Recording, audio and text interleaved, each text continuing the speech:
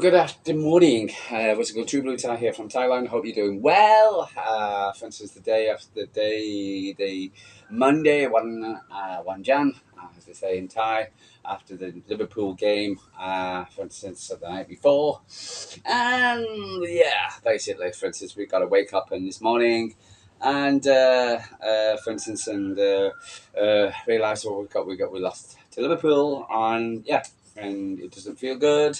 But there was a certain degree of improvement, and there was a certain degree of, for instance, that things to be cheerful. And again, like I just been again prior to you talking to you, I listened to a lot of people, for instance, prior to this. So I don't, even though I have my own views, and my own views, I also come out with saying that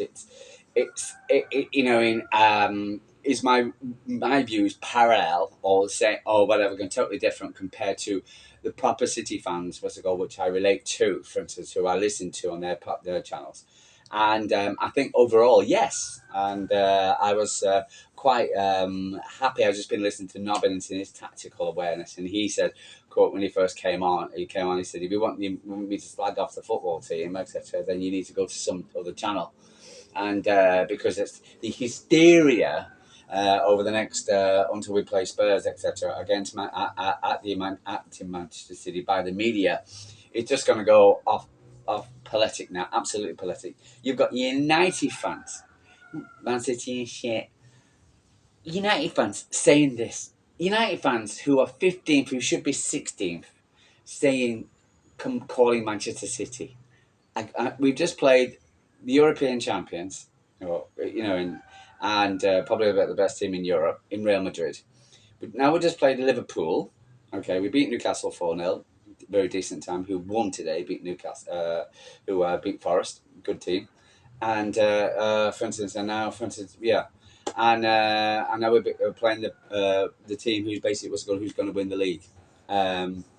Comfortably, for instance, because you've got a bottlers in London, the smoke, the the team, where the most of the media live. For instance, the biased media who are actually going to sit out and talk out puke about their wonderful clubs down in London who don't seem to have the bollock when it comes the buckle to for instance to win a football to get over the line. Arsenal, bottlers, Spurs will play them on Wednesday. Spursy, okay, like they might win the odd game, blah blah blah, but over the period, Chelsea, for instance, £1 billion spent or whatever, how much money they spent, and for instance, and where are they?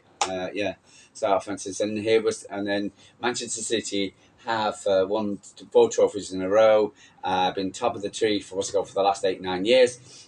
Seasons, and now, for instance, we basically, have a rebuild on our football squad. But according to the media, the British media, the sly British media, and the rags, Manchester City is like, the drop off is terrible. They're blah. There was, and the crap we got to listen to now. I want to be able to, because again, I'm 60 years old. I used to grow up with the print media. And I used to sit there and listen to the print media. I remember when Sky brought out this thing on Sunday where all the press got around. It was a 4, and they used to sit there and talk about it. I used to sit there. It was my favourite program. I used to be avid because I'm in that generation of the printed media, of the ex players talking about football, for instance, and I used to trust them what they said, and now I can't listen to it. I'm flicking through channels yesterday trying to find the best commentary, or the commentary which is not going to get me absolutely boiling point while I'm trying to watch a football game. I've got listening to bloody Gary Neville. I don't want to listen to this idiot. He's anti-Manchester City. He clearly, he's a bitter, whatever. He's a failed manager. He just talks garbage now. He really does. And he's so jealous of the Manchester City, for instance, and it's deflection away from his own pathetic club. And he's constantly talking about Carragher. He's just a big mouth. He's just absolutely big mouth with Ferdinand and McManaman. They're just big mouths, whatever. They think they've got something and it's important for them to say. But they've been called out constantly. Constantly. Real Ferdinand, get Ollie at the wheel. Ollie's at the wheel. Get him signed up. Failed. What's it called? And their careers failed, apart from their footballing careers, right? And then sitting there calling out Erling Haaland and want to play for against Real Madrid because of Rudiger. What an absolute stupid thing to say. I'm not surprised Pep jumped into the press conference, got up and went, what the hell? Where's this fairness? Again, what's it called? I was listening to, again, the game was on 3, I think it was on, Instant with Benny Sports, etc. That one. I think the next one was TNT. I'm sick and tired of TNT. Sky X BBC Sport, and they've got the same bloody presenters. For instance, and the commentator said, "What quote? Manchester City are closer to 16th. West Ham. They're closer to 16th." He wasn't prompted to say it. He wasn't asked the question. He just came out and said it. Manchester City are closer to 16th, right? Closer to West Ham and 16th. So does that mean Newcastle are closer to 16 because they're below us? Does that mean Brighton are closer to 16? Does that mean Brentford are closer to 16? Does it mean Fulham is closer to 16? And all the teams all below us are all closer to West Ham?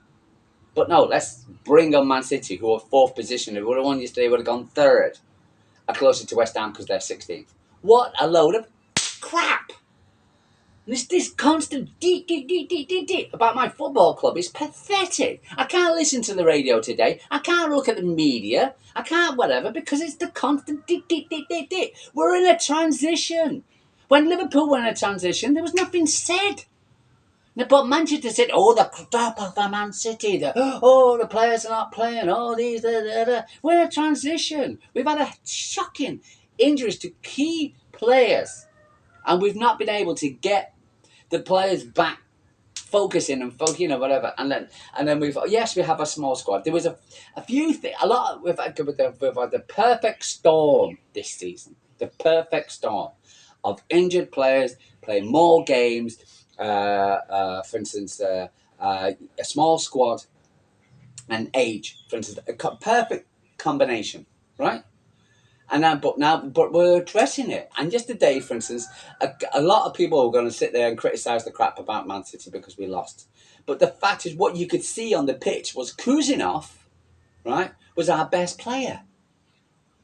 Kuzinov, which the media moaned the hell out of because he made that one mistake against Chelsea in his first game.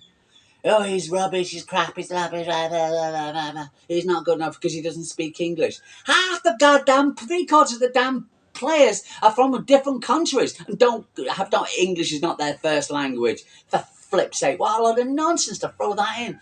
Because he doesn't speak English. Because he's from Kazakhstan. So?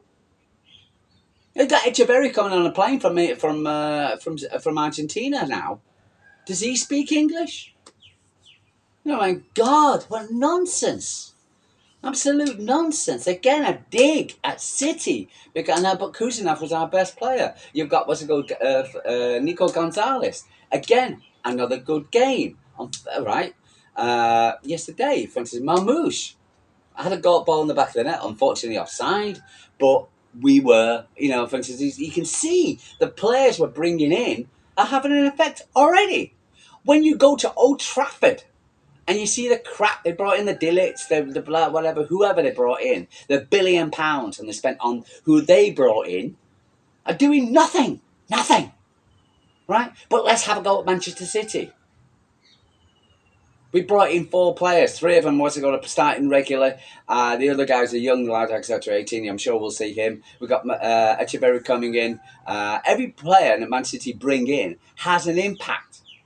Right? And you can see the impact. You can see the future. I can already see the future of Man City, how we're going to play next season. Right? Already. Right? And, for instance, and the season's not even over. Right? What we need to do is qualify for top 4, which I'm sure we will do so with this, things we'll get after Spurs, etc. We've got Plymouth, and it's 1 game a week.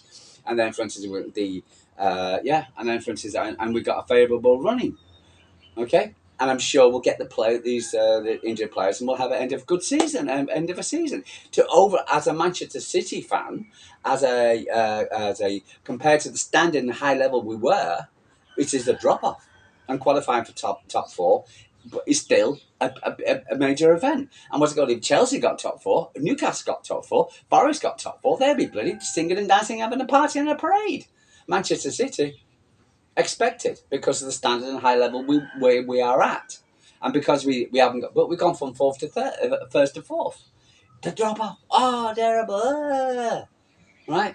And we're going to get slated because of that. But I can see the fruits of the loom. Am I disappointed about players like, for instance, KDB yesterday? For instance, I was hoping he was going to, and Phil Foden, for instance, and they didn't have good games. Okay. And I was disappointed. I'm bitterly disappointed. For KDB, he's probably been our best player. He's been probably the best midfielder, for instance, in Premier League history. People debate it, but I'm damn certain it's the truth. For the price we paid him, Phil Thompson. What's the world coming for, Jeff?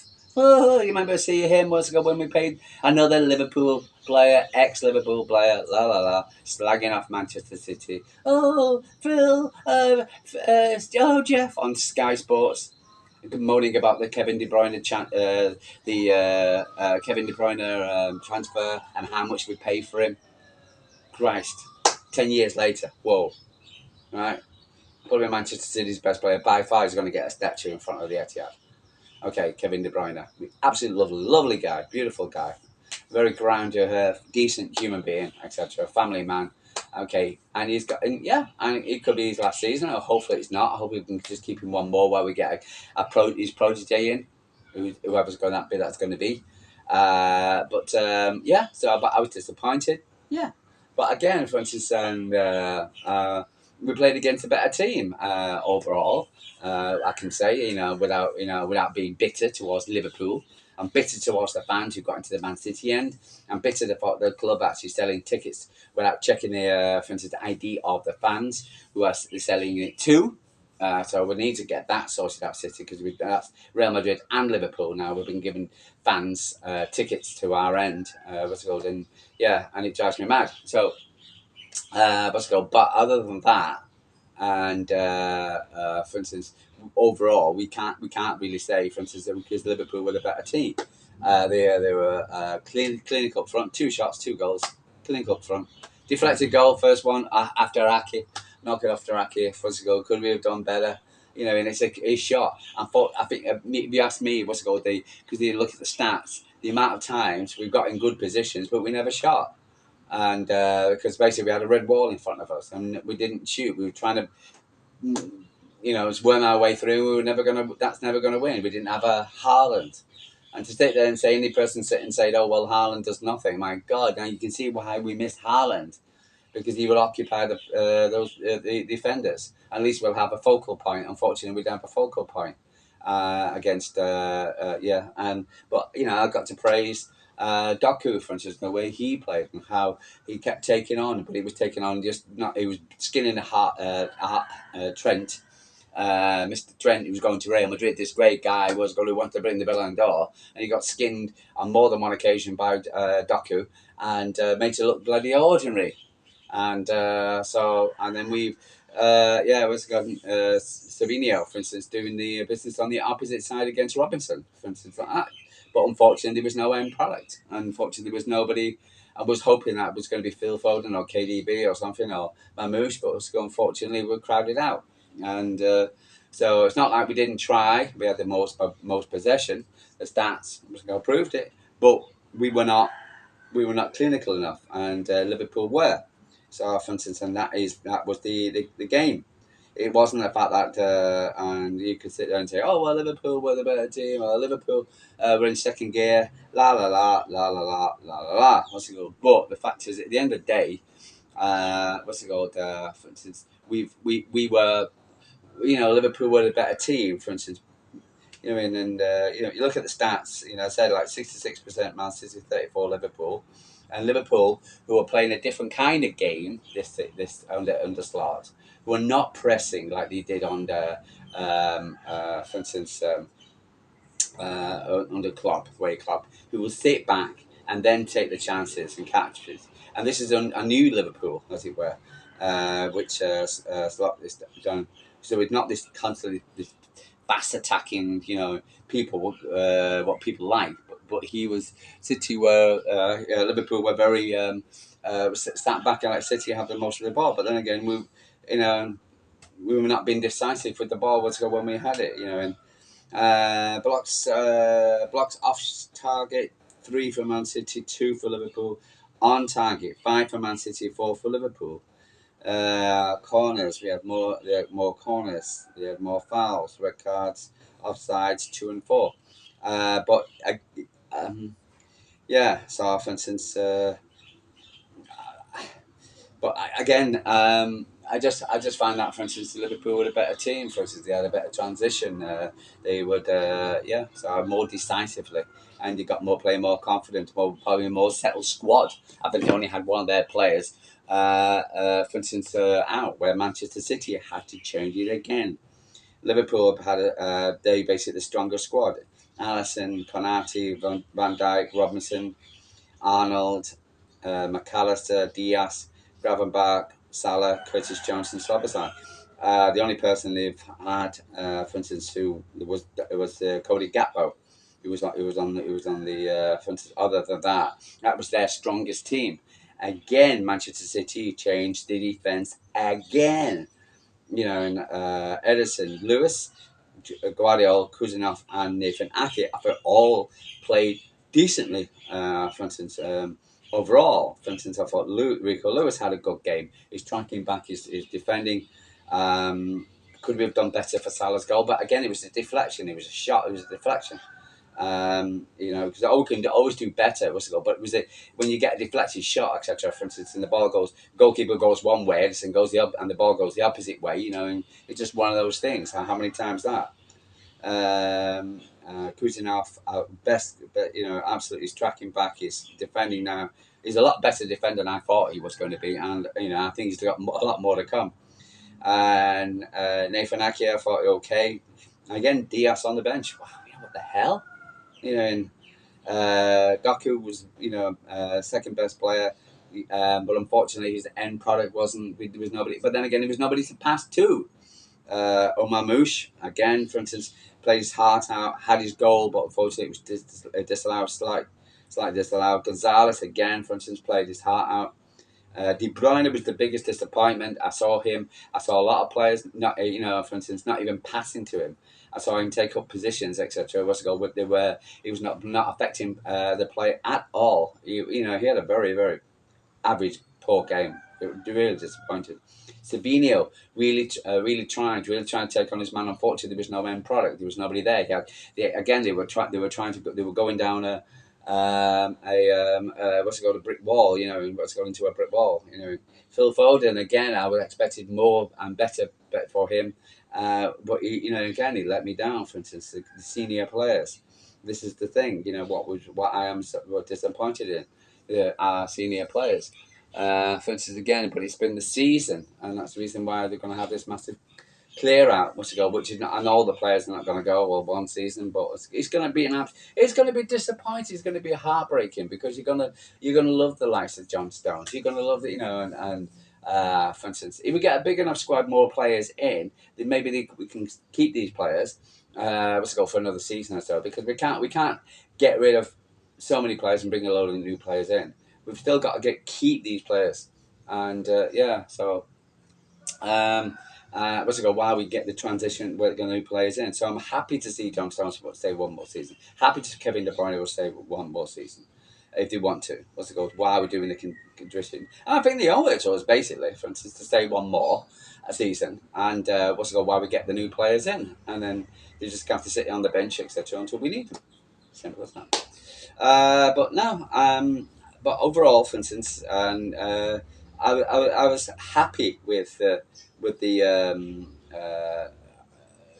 performance, etc. Because I thought we would put it in, but unfortunately, we just didn't have an end product, and it's just disappointing. I'm just looking at all the comments now, and everybody's happy about Kuzanov. fuck's sake. Mini men. Yeah, so yeah, I was looking for a comment from what was his name? Let's go from Nico Gonzalez, etc. But I can't find it. But overall, unlike the Real Madrid game, etc., I feel a bit more upbeat. For instance, I thought we are playing against the team who's going to win the Premier League title.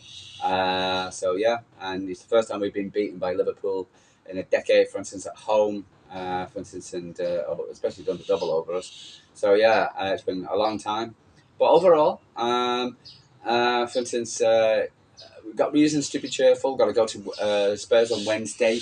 For instance, like Thursday morning for me. But I've got to be reasons to be cheerful, and I'm going to be cheerful. I'm going to avoid the media like garbage.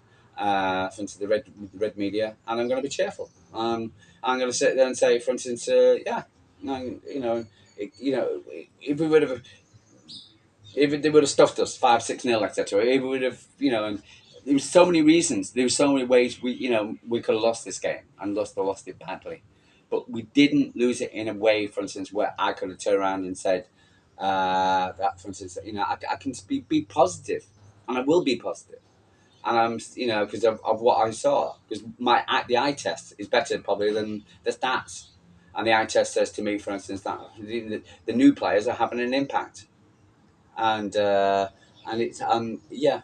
So for instance, and we'll see what happens Wednesday. So, but overall, yeah, it's a shame we lost. We're still in top four. The result did go for us this season, this week. Say Bournemouth lost, and Forest lost. So we didn't lose ground in anything like that. So for instance, we're still in the top four. We need to get the top four. It's simple as that. I feel we will, and so there's reasons to be cheerful. For instance, so. Yeah, but other than that, in its titles decided, Arsenal never going to come back. United are still shit, and yeah. So let's move on to Wednesday, and let's see what we can do on Wednesday. Okay, two blue guys from Thailand. Just gonna sneeze. It's still raining in Thailand. Also, we just had another rainy day, for instance, which was weird. It's really strange. It really is, and cloudy. No sun. Weird, really strange. Should have gone running again. Should have gone running. But when you watch the game and it finishes at God knows what time, and try to get some sleep. But two blue guy from Thailand. If you got a comment, like and subscribe. If you want to talk to me about City, am I delusional? If you have anything to say to me, Francis, you're more than welcome. If you got anything negative to say to me, just don't bother because you just get blunt, and I just don't care. And thick-skinned. You got a lot of sun on my body, for instance. So I'm pretty thick-skinned, like an alligator. Okay, guys, love you and leave you. True Blue Tag from Thailand. I'll speak to you tomorrow, and I'm sure there'll be comments and about the City performance. But I'm just going to take the good and positive comments, or the smart comments. I don't mind City being criticised. I just want to see City being criticised in a positive way. And if someone's got to say something, say it positive. If you're going to say pep out, go and do one. True Blue Guy from Thailand. Have a good 1 Jan, Monday. Speak to you tomorrow.